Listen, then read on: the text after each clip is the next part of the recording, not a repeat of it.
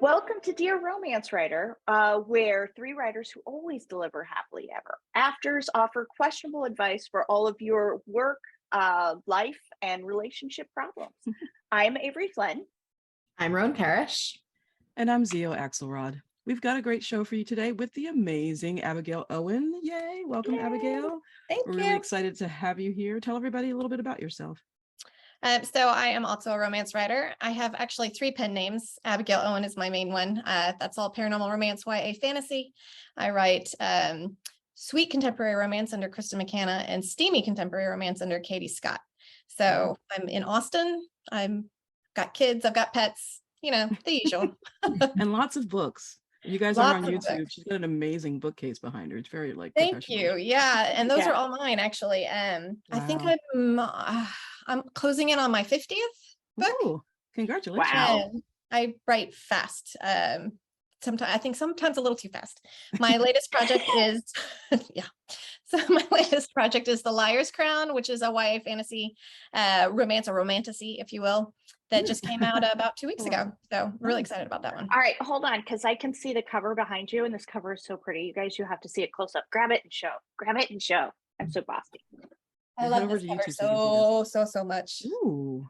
Isn't that awesome? That's great. Yeah. It is so pretty. Wow. It's the sweet and the sour. The skull. Yeah, the skull. I love that. You almost don't see it because of the flowers. That's really cool. Yeah. It's a really cool color. Well, welcome. We're happy to have you here. Thank you. Thank you for having me. Yay! So we let's see. I think it's probably time for us to dive straight into our questionable advice giving.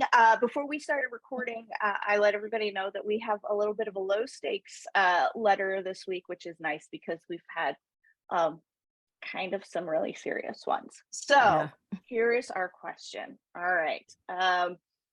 How do I reject neighbors' requests for rides? Edited to add TLDR.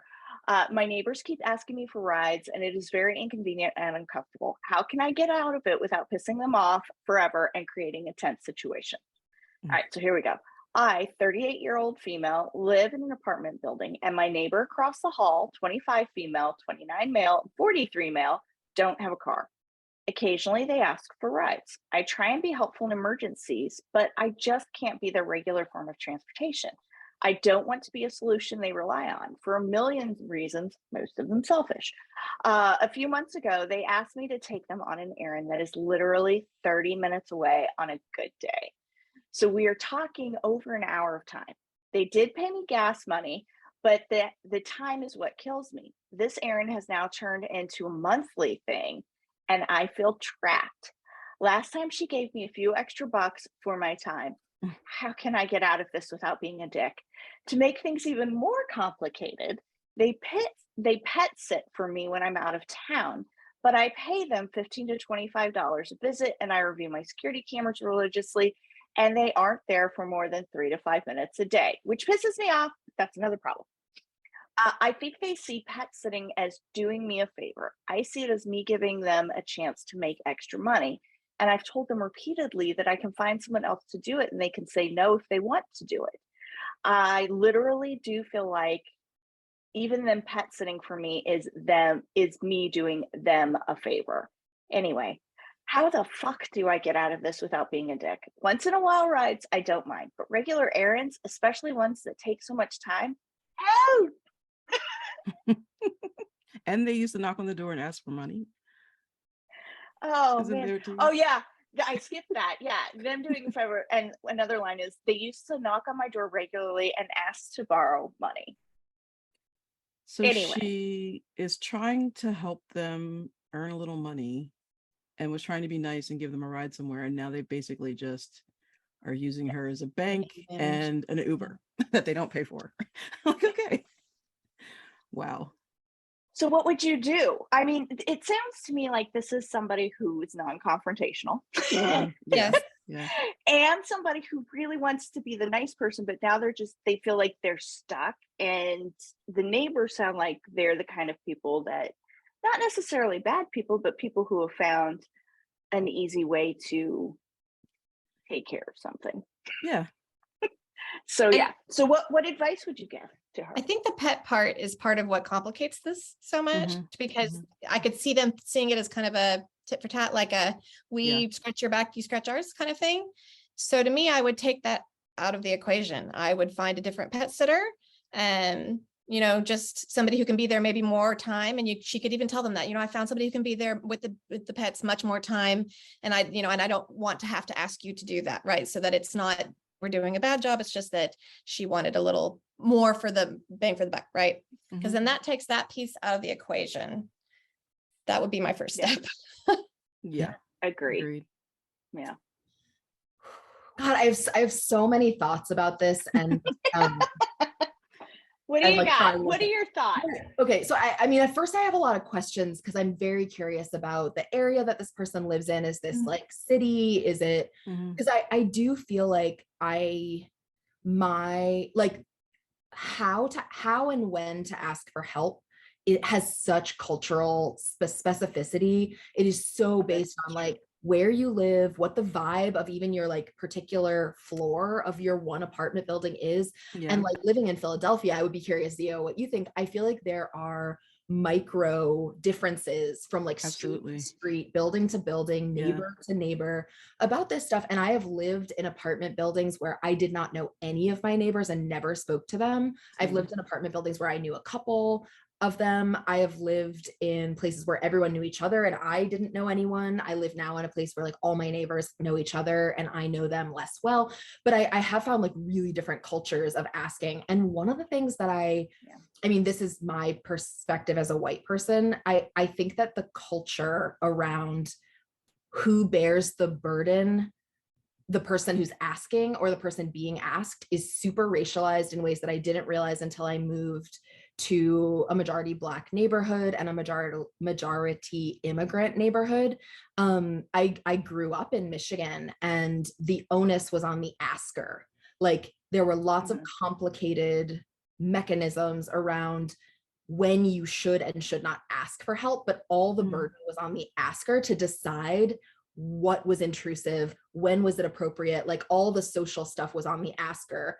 And the point was to try and never make anyone uncomfortable. And I think that is a very specifically like suburban or college or Midwesty white kind of very Midwesty in my experience. Then in Philly, I feel like there are some places, it is really variable, but I feel like there are lots of places where the culture is, this is a neighborhood where everyone helps each other, everyone pitches in, and the onus is on the person being asked to have boundaries and say no when they don't want to do it. And that is an extremely different cultural shape of who is responsible for the interaction and who is in charge of making the boundaries. So in my previous life, it was like the asker is in charge of making the boundaries and you shouldn't even ask something that might like step on someone else's perceived boundaries. Now I feel like I'm very much in a different kind of scenario where the onus is on the person being asked to be an adult and maintain their boundaries and say no if they don't want to do it and only say yes if they do want to do it. But people transplanted from one setting where the onus is on the asker or the asker to one where the onus is on the asked, I think is like a kind of cultural resignification that if you don't know that these are different in different places and are really variable, you might be operating in a asker onus mentality when you're in a asked owner place. You know what? I love this though, because I didn't even think of it as a boundary thing. You know, coming from the Midwest, I see it as a, you know, pushover versus user situation. You know, that's just what automatically my brain goes to. But I love the idea of you know, sort of a different way to look at it and looking at who has the onus on whose onus. Right. However, I should say that it is to set the boundaries, right? I agree. It's definitely cultural. It's also generational because I live in an area that is transitioning from the older generation that's been here for 40 years and the people who are moving in have been moving over the last 5 years. And, you know, even like during the lockdown, we opened up a WhatsApp chat so that like the younger generation did anyway, so that we could like buy toilet paper and share it, that kind of thing.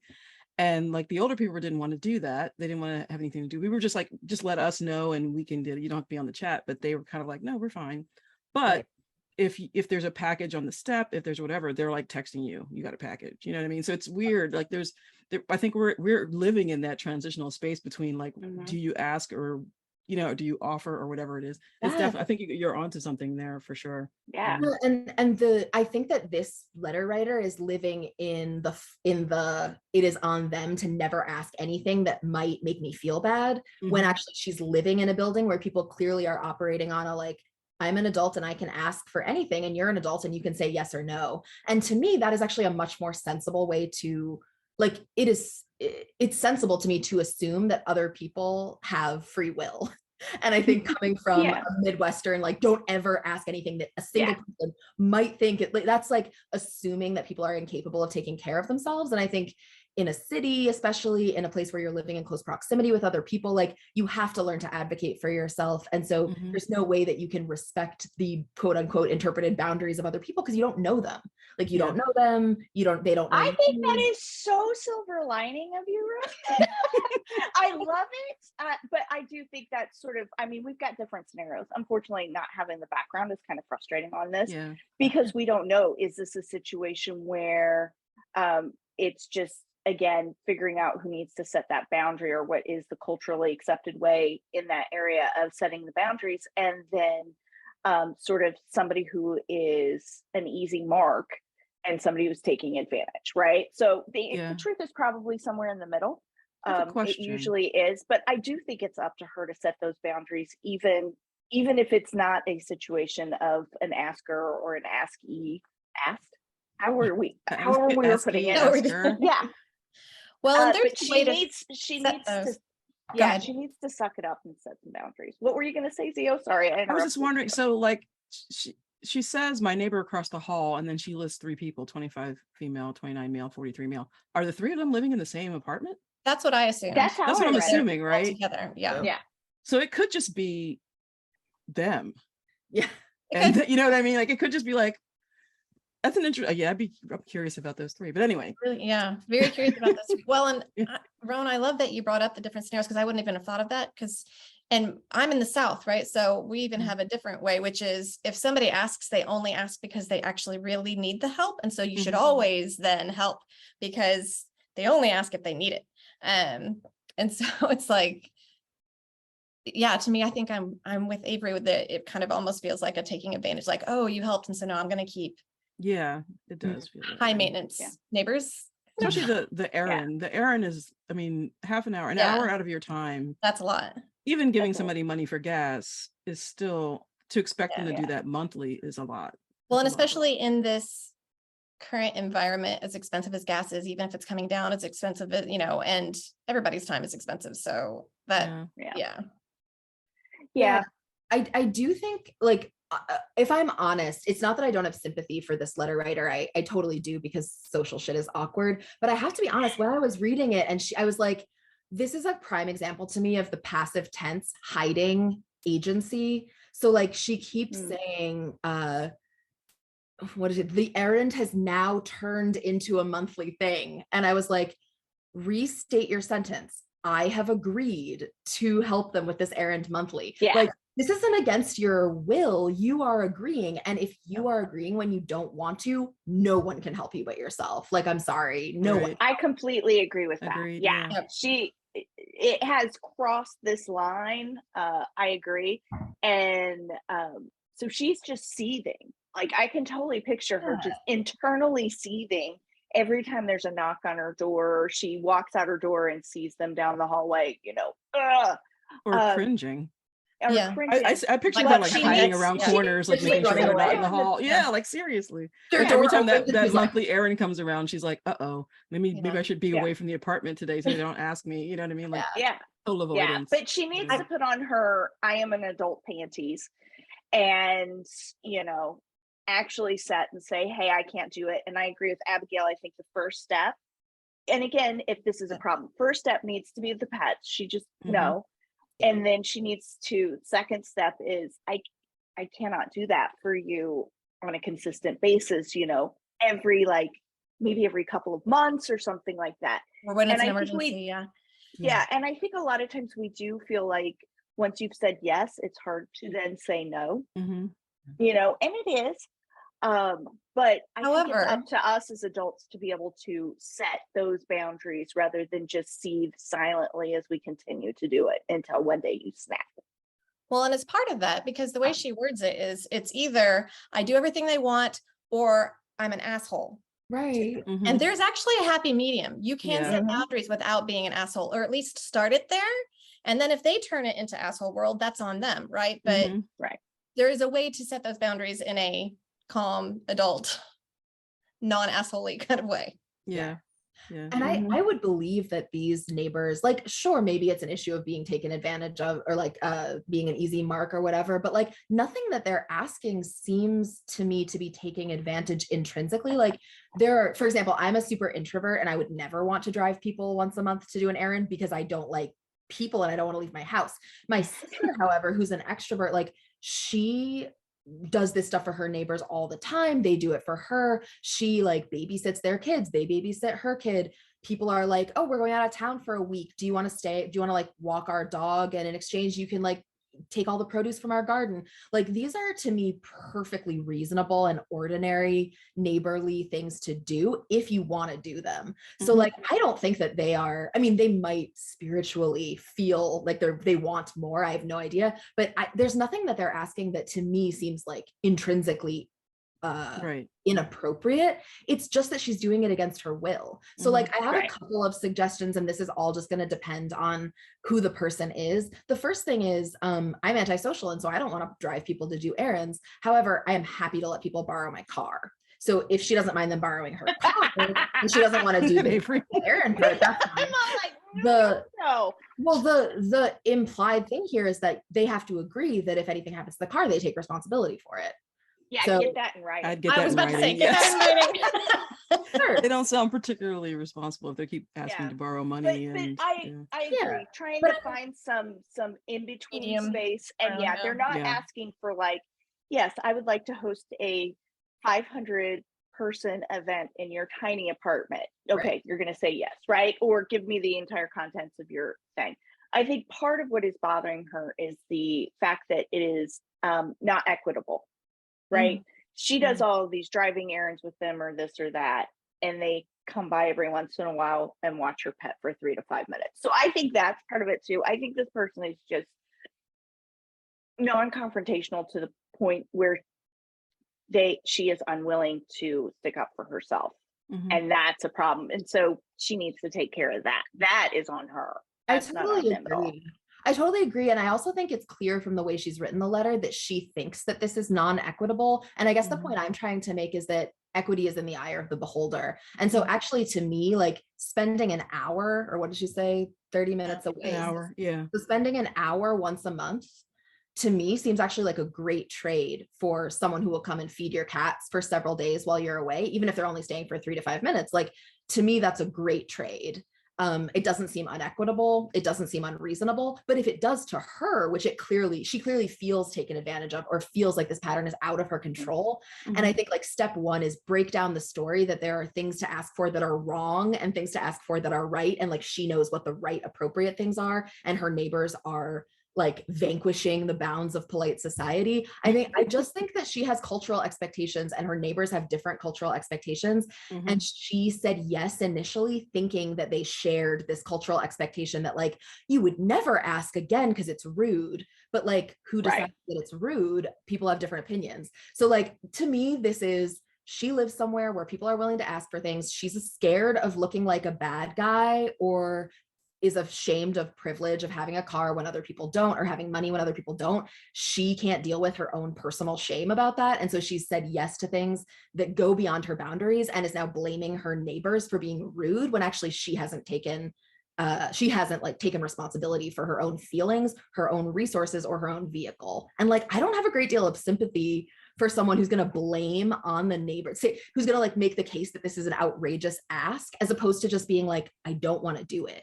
Because that's what's going on here. She just doesn't want to do it. That's not an ethical issue. That's a like, you don't fucking want to, and they keep asking you and you keep saying yes. Like it's not their fault.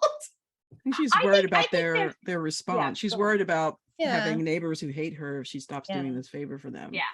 I think because she says, how can I do it without pissing them off or creating a tense situation? So she is definitely non-confrontational. Yeah. She doesn't want them to hate her. That's basically why she's still doing it. It is difficult when, it's your neighbors that are directly across the hall, right? So that's kind of a big thing. And I would say, I think part of the issue here also is the fact that, like Zio just said, she doesn't want to make them mad at her. It's that sort of, I would lay so much money on that this is just a white lady. I'm just gonna say it because it's that we have to appear nice at all times, even when we are not, right? That is one of the things that we are socialized to kind of be. But I would also say, though, that I think there are people who take advantage of folks that are pushovers, and these may be those people. So I think it's kind of in the middle, but whichever way it is, it is it's up to her to set those boundaries. And yeah, absolutely. Yeah. I will say, as somebody so I don't have trouble speaking up for myself, but I used to, because I am very much an introvert, and I'm also very much I don't want to make anybody mad, and I want everybody to love me. And I've hit my 40s and now I don't give a shit. It is a beautiful moment. Oh, it's the best thing about being in your 40s. But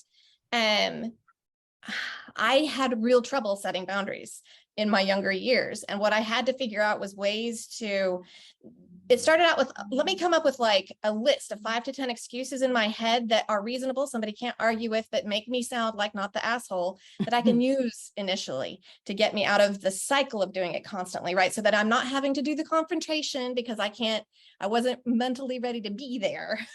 Right. But at least I had a way to reroute the direction.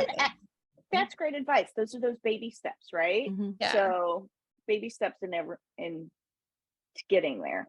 I think that's good. Yeah, I also think like the pandemic is a great permanent excuse. Like if she is not at a place where she feels capable of telling the truth, she could certainly say, like, because of some changes in my life and COVID, I'm just actually not going to be sharing closed spaces with people anymore. The end. If she feels comfortable offering her car, that's when she could be like, if you want to use my car to go grocery shopping or whatever, as long as like you'll sign a thing saying you'll take responsibility for whatever, then I'm happy to lend it to you for 2 hours on Saturday afternoon or whatever the thing is.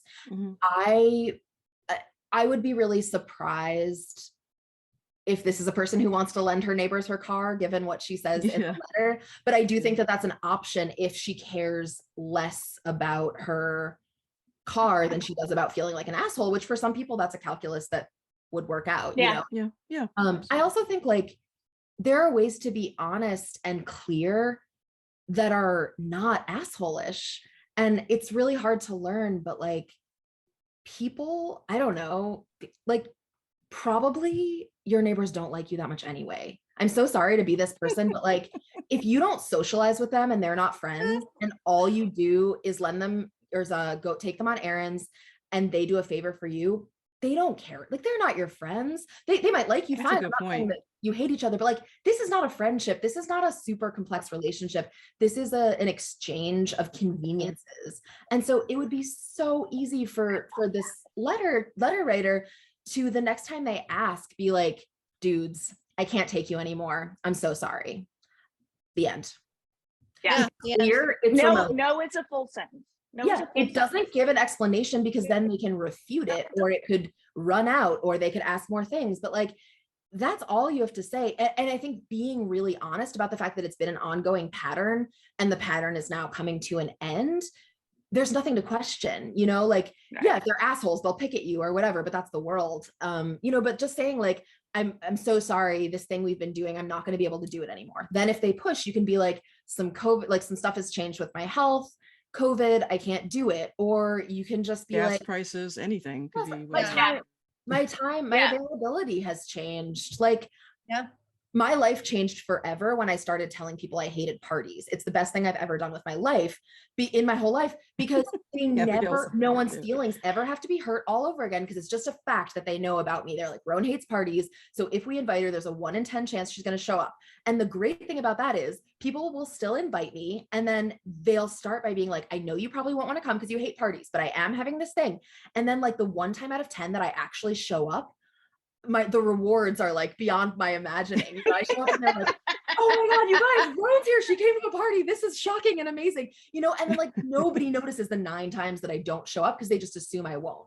So like, I think that you can aggressively like even, what's the word? Like lampoon your own boundaries in a way that makes them very clear, but isn't asshole-ish. So you can be like, you guys, I am a crumbling tower of a person. I can't take you on errands anymore. Yeah, I can barely keep my own timetable. Yeah. And like, it's not unfriendly. It's not asshole-ish. Like, what do you think they did before you moved into the building? Starved? Like, they have other friends. They're going to find a ride. They can take the bus.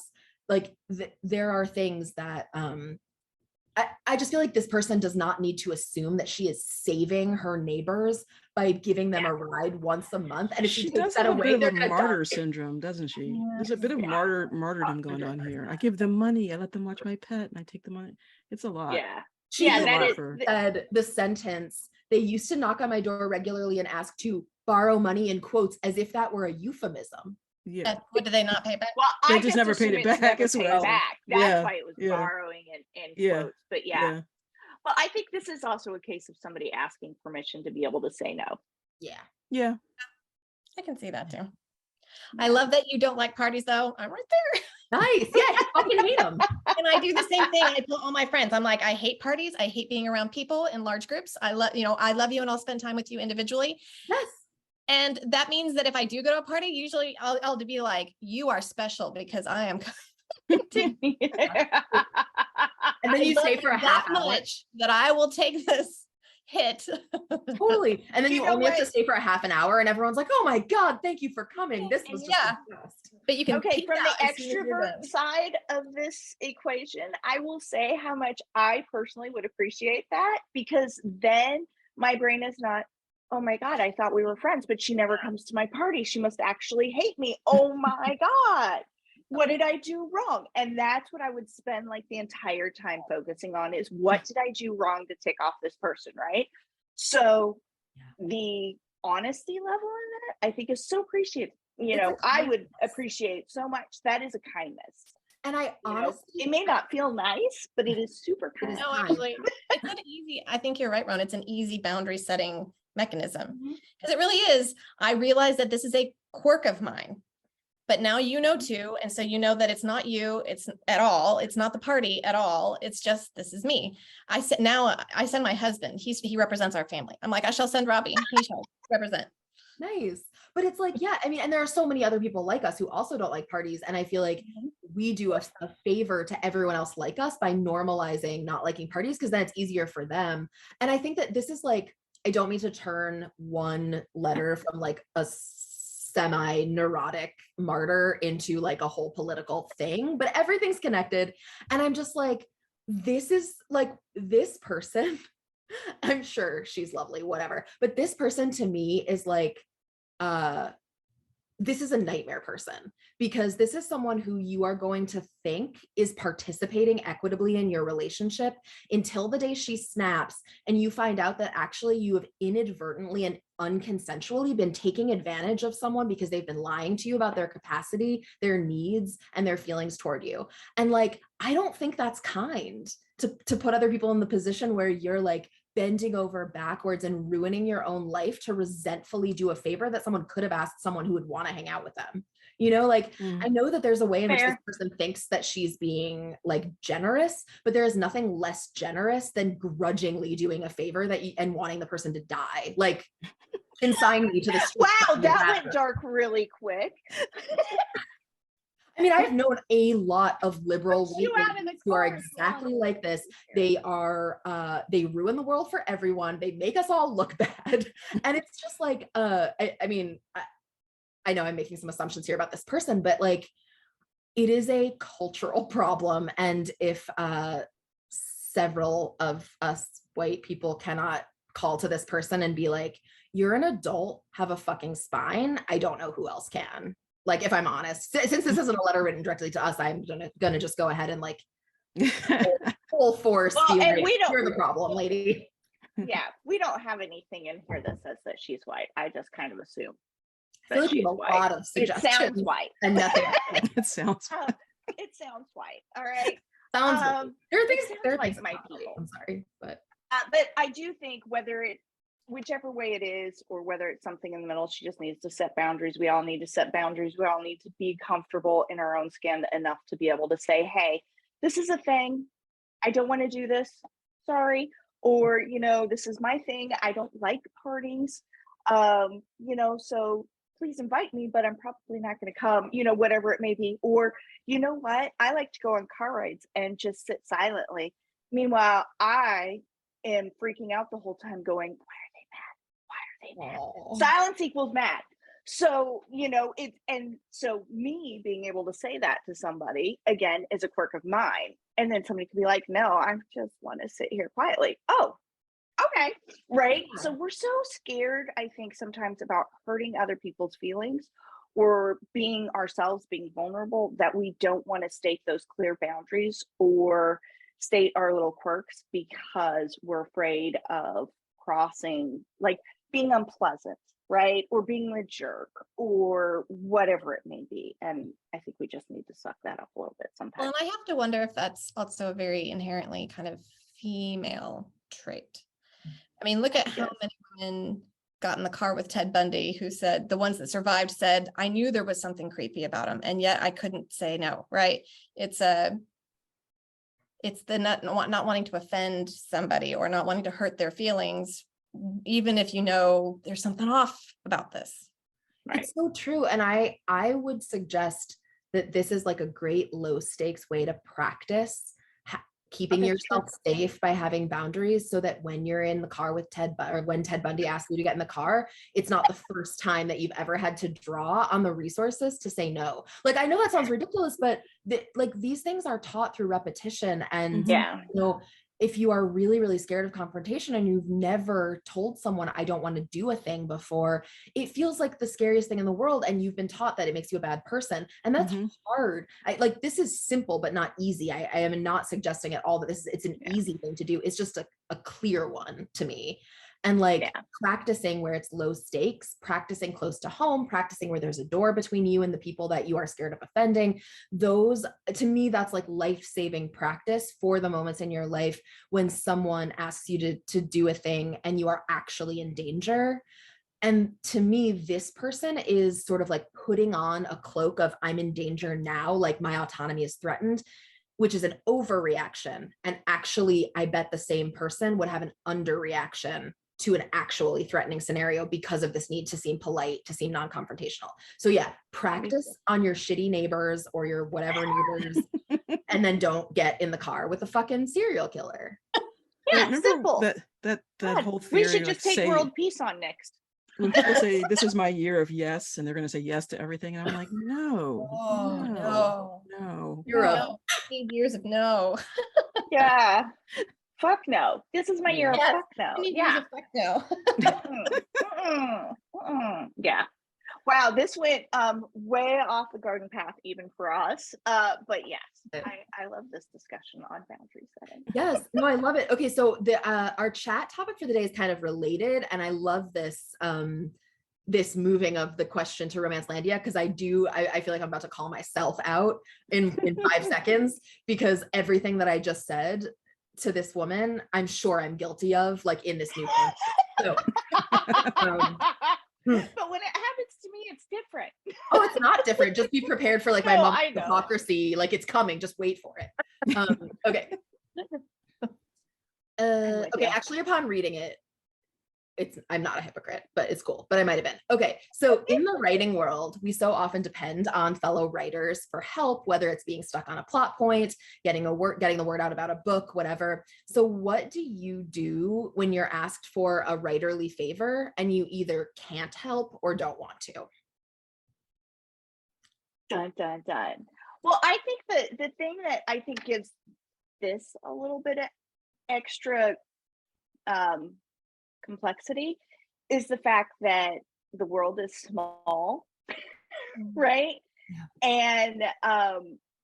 And you never want to be the person that only talks to people when you want something. Mm-hmm. And you never want the person who's only spoken to when somebody wants something, right? And at the same point in time, if you say no to somebody, is that going to burn a bridge that you're not even aware of professionally down the line? And so I think you end up having to balance a lot. I have had requests for blurbs, and there was one time I've only had to go back and say no once. Like, usually if I'm crazy busy, I'll just say, I'm really sorry, I can't do it. But I had one time where somebody had a book, and I was reading it, and it wasn't that it was written badly. It was that one of the main characters was just so much of something that I could not endorse. Like, yeah, it was really hard. And so it wasn't somebody that I knew particularly well. It's sort of, sometimes these things come in, listeners, sometimes it's the author will reach out to you. Sometimes it's a PR person. Sometimes it's their editor. Sometimes it's your editor who also says, hey, I edit for this person too. Do you mind reading their book real quick? Wink, wink, nudge, nudge. Yeah. So that was really uncomfortable, and I don't mind confrontational at all. But I knew I could not give this book a blurb. And in this case, it was something to where another professional within the industry had asked me to read it and give it. So I was lucky in that instance, because I had a go-between, and I knew the professional well enough to be able to say, hey, here's the reason why I'm not the right person to blurb this, and here's why. And can you just let them know that I'm really sorry, but I just, whether you want to tell them that, or if that would be something that would send them off and put them in a bad headspace, you just want to tell them, sorry, her life got super busy. I'm like, I'm good with whatever you want to do, but I just can't do it. Yeah. It's difficult sometimes. Yeah. I think that phrasing is super useful too. And I feel like for me, it's all about like collecting and then deploying the right phraseology. And I think I'm not the right person to X, Y, or Z is great. And that's one that so I used to be in academia before this, and I feel like I learned a number of great tactics for avoiding things professionally that you don't want to do or can't do or are too busy to do or whatever, through some subtle language, which now I'm blowing up my spot in case anyone asks me and they're like, this is code for. But you just tell me no when I ask you for things. So I'm just going to say, well, that's because I know you. Yeah. It's true, you guys. Avery did text me the other day and ask if I was available to sign on for something. And I think my response was, oh gosh, absolutely not. I'm sorry. Good luck. But said in love. Yeah. But no, I do think these are like those kind of phrases are useful, whether it's an excuse or it's actually accurate. Because when I was in academia, when I went on the job market for jobs, I had to ask professors for letters of recommendation. And I had, some people said yes, some people couldn't do it. But I had one professor who was like, I'm actually not the right person to write on your behalf, and here's why. And then like explained to me why, from his department to the department I was applying to, like there was this stuff going on and I wouldn't have known about it and I didn't care. But it was really nice to feel like this person wasn't saying like, I think your work sucks and that's why I won't write you a letter. They were like, yeah, this won't be useful to you. And I have used that on some stuff as well. Like sometimes I think a couple of anthology asks that I would, I loved the idea, but I was like, I am not, like, I'm only tangentially related to the rest of the people in this. Like really you want someone who's firmly in this thing. I don't think that like what I would bring to it would be very useful. And if it's not that useful, then it's like a waste of my time and a waste of your resources. So I feel like I often do the like, I'm so honored to be asked, which is always true. And I would love for you to keep me in mind for future projects, but I actually don't think this is going to be a great fit for either of us. And sometimes I'll give an explanation and if it's warranted or like there is one. But I feel like this past year, I have been in such like drowning mode that whenever people ask me for blurbs, I say the same thing now, which it's almost always people I know now who are asking, and it's people whose books I legitimately like. And so what I say is, please send me the book. I really like your books. I have absolutely no idea whether I will be able to blurb it, but if you don't hear from me, I was too busy and I can't wait to support you when it comes out. So tag me in a or like email me when the book's coming out. I'm happy to retweet you. And if I get to it, I'll let you know by X date. And that way, what I've left myself open for is like, they're only expecting to hear from me if it's a yes. So if I do have time, then like, great. But if I don't have time, if I read it and don't feel like I'm a good blurb, like I've left all of those in the same category of you just won't hear from me. And that means it's so a it's no. like the Brilliant, it's like the author version of I'm probably not going to show up to your party. Yeah, I love exactly. this. I love it. And the thing is, may not it's show up. true. Yeah. Yeah, and the thing is, it's true. It's true in the same way, which is like, I mean, it's not true that I hate reading books, but like, yeah, if I don't have time, I'm gonna do a bad job, and that will not serve you any better. Like, even if I loved the book, if I don't have time, I might do a bad job. So like, it's not useful. And yeah, and I found that works very well because, and I also will always say, and if I don't have time, try me again. Because then it's like, you haven't burned a bridge. You've made it really clear that it's not about the person or their work. You're interested in them. You're interested in working with them going forward. But it's just like very clear. And I usually say, I'm super busy right now. My email is a battleground. I miss things. So if it's like, if I say yes, and then you don't hear from me, I would love you to write back and be like, bumping this to the top of your queue. And you can ask for that, and like, it's not someone's responsibility necessarily then to give it to you. But I do feel like I try to construct ghost bridges for the future instead of burning any, and then also make it really clear that if I don't do it, it's not because of them, it's about my schedule and nothing else, which is also almost always true. But then also the rare shitty thing also gets caught in that net, where like, if it's someone who I know through social media, but I have no idea what they write and I've never read them, they might tweet great, but then they send me a book, and if I don't like it, then I don't want to blurb it. But who wants to say that? Yeah. Never. Yeah. So Yeah.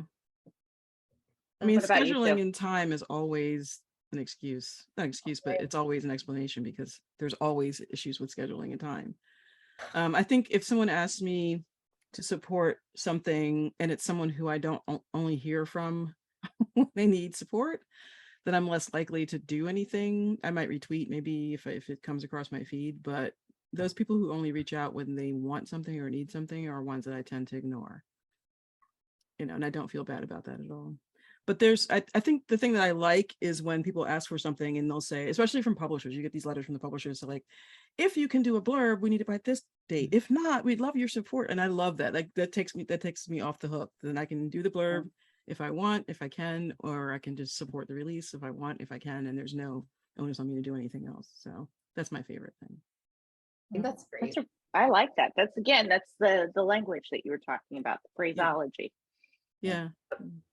And the asking people for help, which is the other side, I think, of being asked for help, I'm much worse at. I have literally I've never asked anyone for a blurb. I've never asked anyone to like be on a release tour. I've never done it. I've had publishers do it on my behalf, like when I'm traditionally published, but like as an indie, I think I one time had whoever was marketing a book for me reach out on my behalf for a blurb, but that's it. Because I am just basically incapable of understanding that I have needs from others and pathologically terrified of recruiting. There's the hypocrisy. I knew it was coming. I knew it was coming. Abigail, how about you? What do you do when you don't wanna? So I think Lexio and Roan, there's the time thing I think everybody understands, especially like this is a really fluid job that we have where dates move suddenly and things cram in, or you say yes to too many things. It's my problem. So to me, there's the time thing, and most people understand that very, very well. I have certain kind of hard boundaries that I set at the very beginning. So for instance, I don't review other people's books.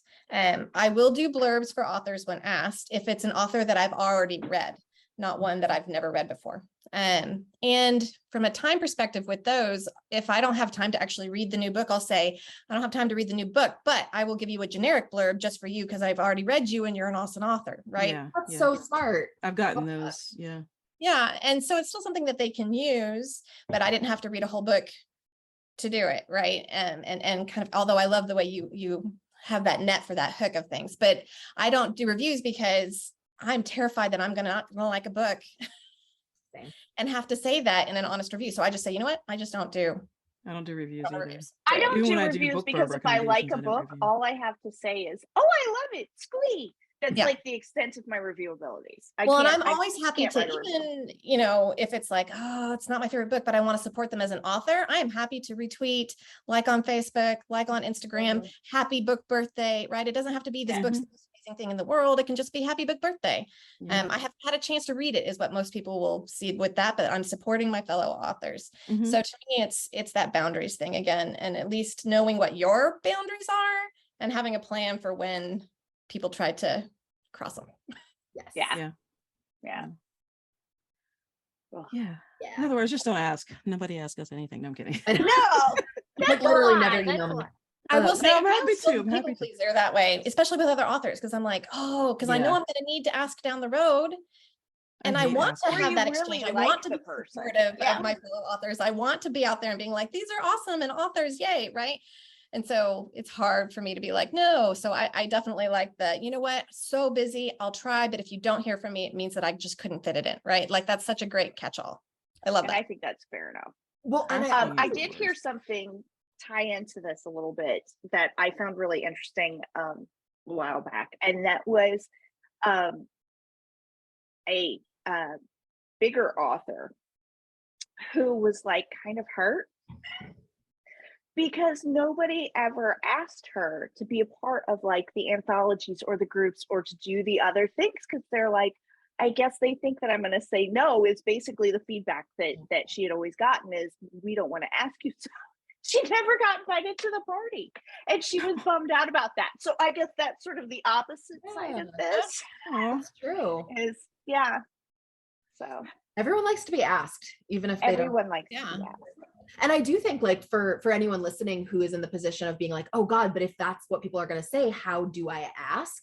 I will say, this is just for me, and I would love to hear what you all think. And maybe it's really different because I think it's always a your mileage may vary thing.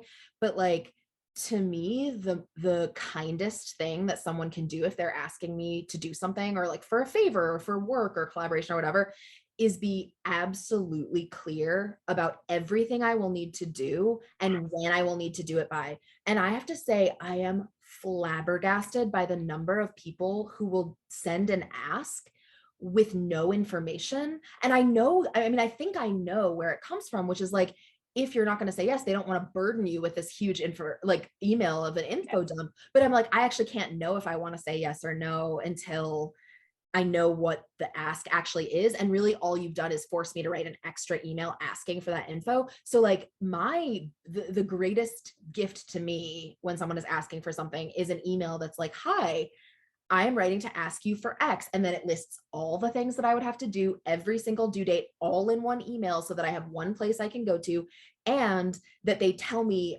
if then thing. So like, if you want to, then fill out this form. If you want more information and you're not sure yet, I'm happy to have a call. Just email me here. If you're in and you want to, so it's like, I don't have to write back a bunch of times and have this exchange, because each exchange of email is one step more likely of me losing it, forgetting it, feeling overwhelmed, assuming that if this is how you communicate about the ask, that the thing will be badly run too, I think the best thing you can do is be like super clear about all the asks and all the deadlines right up front, so someone can make an informed decision and then not have to either like back out at the last minute, give you the wrong thing, reply and ask like 3 different times for all the stuff.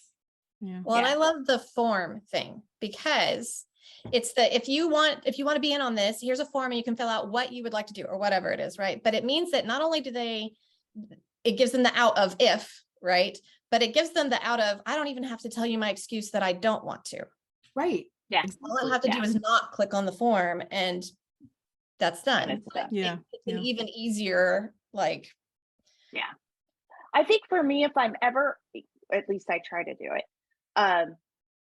asking for a favor, a professional favor, right? I try and make it as simple as possible and as easily cut and pasteable, because everybody is so busy. So like, say for instance, I'm sending out, hey, if you want to copy this book, I will send it to you. if you want this, here's the link to the form, which I actually learned from Nana Malone. She had done that. And I was like, oh my God, that's fucking brilliant. Stole it right away. So yeah, there you go. See? But by the way, if you haven't heard our episode with Nana, it's fabulous and you should go back and listen. Yeah, so I think the forms are really good. I think being able to include, like, if it's like you're asking for social shout outs or something like that, hey, here's a graphic. It's just attached to the email. Here's a sample of copy that you can do, tweak away, whatever you want. But, you know, so that way I don't have to go, like, I get a lot of these, and it's probably just my personality, but where it's like, hey, here's the link to my post about it. And I'm like, oh God, you did that on Facebook, and I fucking hate Facebook. I'm never going to go to there and do it. Right. So, yeah, I think trying to make things as easy and quick for other people. Convenient. Yeah, is I think a big one. And Roan, if you ever want me to hold your hand while you ask for a blurb or for people to share about your book, I will do it for you. And I will tell you, even after the number of years that I've been in this business, the number of books that I've had out, it is still the most petrifying thing to do.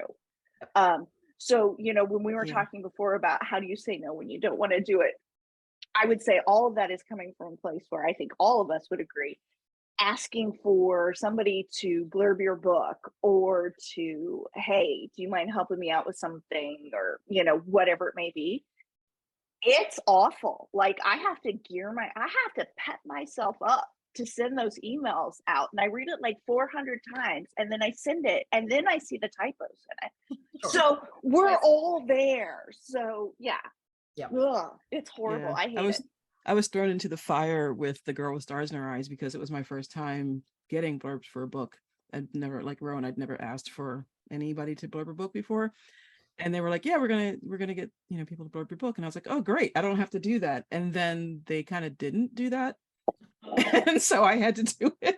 And I had like one day to like figure out who to send it to, what to write, all this stuff. And I was like, oh my God. So I remember sending it out and thinking, oh, if I get one back, that'll be good. That'll be good. And I think almost everyone that I sent the letter to came back and said yes.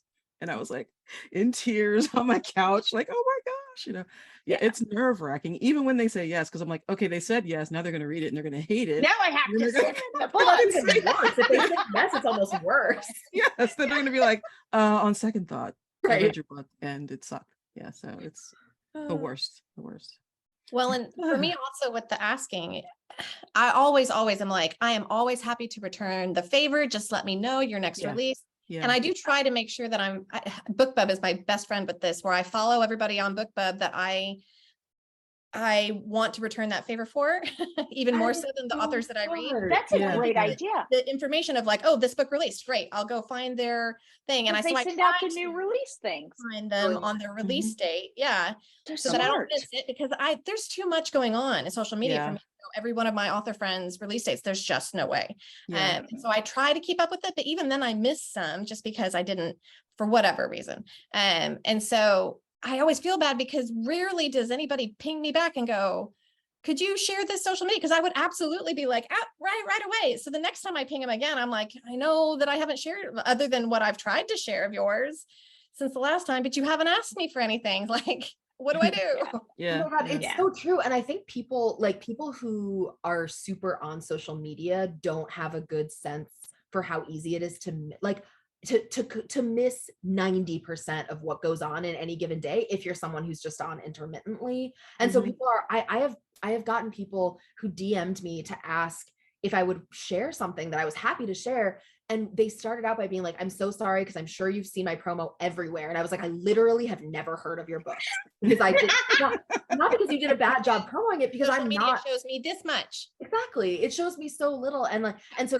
it's so funny. I think it's just useful to remember that for us, no matter how like over the top we feel our promo is, any other given person has not even seen it yet. Yeah. And also the inverse, which is like, you feel like no one's sharing it, but for someone else on their timeline, they've seen it 30,000 times and they're already sick of it. And it's just so variable that it's like, I comfort myself with that, because I'm like, I am not promoting too much because probably the me who isn't me has never even seen it yet, or vice versa. Yeah, true. that's so true. Oh Oh my gosh. But well, the bottom line is, ask or don't ask, but do what's comfortable for you. Right? There That's you the go. gist of the entire episode. Your boundaries. Set That's your Your boundaries. Yeah. Yeah. Oh my gosh. Anyway, thank you so I just lost my script. I hit the thing and it was like gone. Okay, there we go. Like it's just a thank you. It says thank you. Thank you, Abigail, for being with us today. We really, really loved having you. I hope you had some fun. Oh my gosh, this was so fun. I hope you guys have me back because I had a blast talking about it. We laughed a lot today. That's a good one because Yeah. we've been it's been heavy for a while, for a couple of Yeah. episodes. But tell everybody again, like where they can find you on socials and your next project. What's going on? I am on all the socials. Probably the easiest place to find me is abigailowen.com, and then it links to all the various socials that I'm on. And then I'm working on the second book right now that's after The Liar's Crown, The Stolen Throne, which is up for pre-order at the moment. It comes out in May. And then as soon as the edits are done on that sucker, I go straight into writing book 3. So Wow. those are monster books. They take a while. Yeah. Wow. Well, happy writing, and thanks again for being here. And everyone who's listening, we love pulling these amazing letters from different sources, but we really want to hear from you guys. So send us your problems, your questions, your comments, your pet peeves. We don't care. Advice. Send us your friends' problems. So your friends' problems. Yeah. Advice at dearromancewriter.com. Actually, we had somebody who sent in their favorite Am I the Asshole a couple weeks ago, which I thought was kind of fun. And I think it was somebody that I met at an event, and she was like, I don't have any problems, but can I send you one that I really like? And I was like, yeah, sure. Who are these people who think they don't have any problems? They need to go to therapy. I want to meet these people so they can give me yet. life advice. Give me some Right. advice. Anyway, thanks for being here. We will see you next week on another new episode of Dear Romance Writer. Remember, send us your questions. We can't wait to give you some questionable advice from a trio of happily ever after enthusiasts. See you then.